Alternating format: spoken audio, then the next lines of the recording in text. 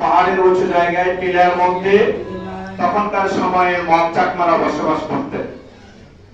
হযরত নূর আলী শাহ রাহমাতুল্লাহ আলাইহি যখন ইয়ামান থেকে এসেছিলেন, এখানে যখন উনি বসেছেন ওনার জায়গায় তখন সময়ে চাকমারা ওনার জন্য খই ছিঁড়া নিয়ে আসতেন এবং ওনাকে বলতেন, আপনি একজন আল্লাহওয়ালা মুসলমানের ফকির, আরব থেকে এসেছেন, আমরা আপনার কাছে দোয়া আশীর্বাদের জন্য এসেছি, এই খই ছিঁড়াগুলি আপনার জন্য এনেছি।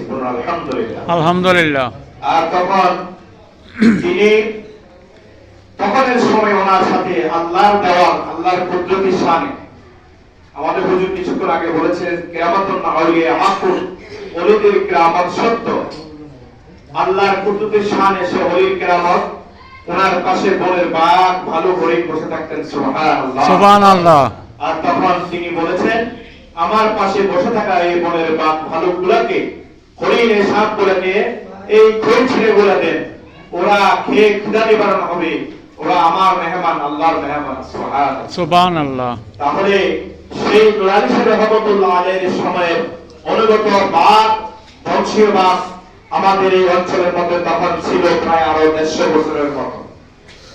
ওনার আমাদের 60 বছর পরে হযরত গাজী রাজা আলী শাহ রাহমাতুল্লাহ আলাইহি আগমন করেছেন। এখন সময় আমাদের এই পূর্ববঙ্গ বাংলাদেশ সরকার ফেনী ফুলগাজী থেকে, এবং গাজী রাজা আলী শাহ রাহমাতুল্লাহ আলাইহি যখন এখানে আগমন করেন, আমাদের করোনাদের বাদশা ফকির নামে এক ভদ্রলোক, আল্লাহর আরেক বুজুর্গ লোক ছিলেন, ওনার বাড়িতে অবস্থান করেন এবং ওনার বাড়ি থেকে পরে নূর আলী শাহ রাহমাতুল্লাহ আলাইহি আস্তানা উনি সন্তান পান, এখানে আসেন। আলহামদুলিল্লাহ আলহামদুলিল্লাহ। এবং সেই গাজী রাজা আলী শাহ রাহমাতুল্লাহ আলাইহি ওই নূর আলী শাহ রাহমাতুল্লাহ আলাইহির সময়ের অনুগত যে বাঘ ছিল, ওই বাঘের পিঠে বসে আমাদের বালকিয়া, সত্তরুয়া, পশ্চিমজোয়া, আজমনগর সহ এরকম প্রত্যন্ত গ্রাম অঞ্চলে গিয়ে গ্রামের মানুষের তখন কলেরা বসন্ত হয়েছে, ওই কলেরা বসন্ত থেকে মুক্তি পাওয়ার জন্য প্রত্যেক ঘর থেকে এক মণ চাল উঠিয়ে সিন্নি পাকিয়ে খাওয়াই দিয়েছেন এবং বলেছেন, এভাবে তোমরা প্রত্যেক বছর আল্লাহর ওয়াস্তে,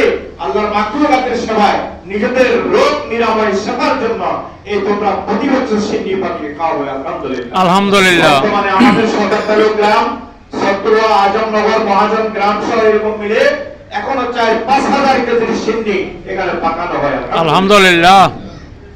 আর সেই রেওয়াজ অনুযায়ী এখনো আমরা এখানে গাছের নিচে আল্লাহর ওয়াস্তে পশু পাখি খাওয়ার জন্য, কুকুর বিড়ালে খাওয়ার জন্য কিছু তাদের খাবার সিন্নি এগুলো আমরা এখানে দিয়ে থাকি। বললাম আলহামদুলিল্লাহ। আলহামদুলিল্লাহ। সম্মানিত উপস্থিতি, আমরা আরেকটা সুসংবাদ, আসলে দীর্ঘদিন থেকে আমাদের একটা পরিকল্পনা আছে, আপনারা জানেন। ইনশাআল্লাহ আল্লাহ রাব্বুল আলামিন কবুল করলে আমাদের এই মসজিদটা নতুন নির্মাণ হবে।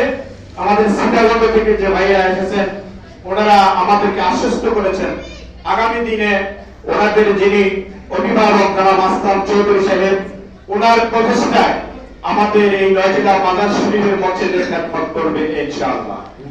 আমরা আবারও বলি, আল্লাহ ওনাকে দীর্ঘ নেক হায়াত দান করুক এবং ওনার সম্মানকে আল্লাহ আরো বাড়িয়ে দেব। আমরা বলি আমিন। আমিন। সম্মানিত উপস্থিতি, আমাদের মাজার শরীফের সাপ্তাহিকভাবে প্রত্যেক বৃহস্পতিবার বা আসর থেকে এসা পর্যন্ত মিলাদ মাহফিল অনুষ্ঠিত হয়ে থাকে। আগত মেহমানের জন্য যে ইন্তজাম হয় তা আপনাদের সহযোগিতা হয়ে থাকে। যাই হোক, আলোচনা বেশি দীর্ঘায়িত করব না, যেহেতু এখন শীতকাল, 1টায় আমাদের নামাজ আরম্ভ হওয়ার সম্ভাবনা ইনশাআল্লাহ।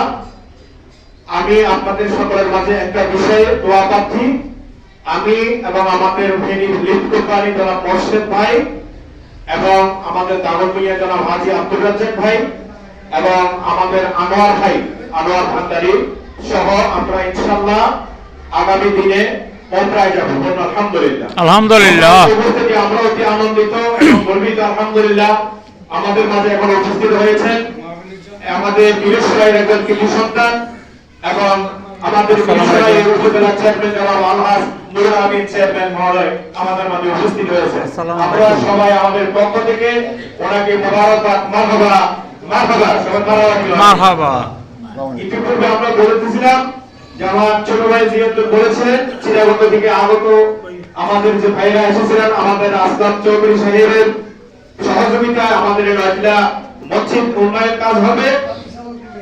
আলহামদুলিল্লাহ চিটাগং থেকে আরেক সম্মানের একটু জনাব কাজী সালাউদ্দিন সাহেব তিনি এসেছেন ইঞ্জিনিয়ার বেলায়েত হোসেন সাহেব, সন্দীপ, মাশাআল্লাহ।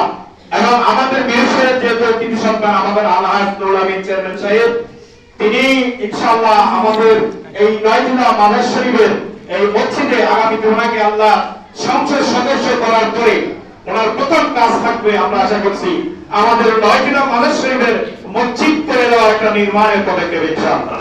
ইনশাআল্লাহ। ওনাকে সেই তৌফিক দান করুন, আমরা বলি আমিন। তাই আমার আলোচনা আর বাড়াবো না, আমি পরে আপনাদের কাছে আবার পৌঁছাবো। এই মুহূর্তে আমি আমাদের এলাকার উনি একজন আমাদের কৃতি সন্তান, আমাদের মুরব্বী, আমি আমাদের আলহাজ নুরুল আমিন সাহেব মহোদয়কে ওনার একটু আলোচনা রাখার জন্য, মুসলিমদের উদ্দেশ্যে একটু দোয়া চাওয়ার জন্য আমরা ওনাকে অনুরোধ করছি। জি আলহামদুলিল্লাহ।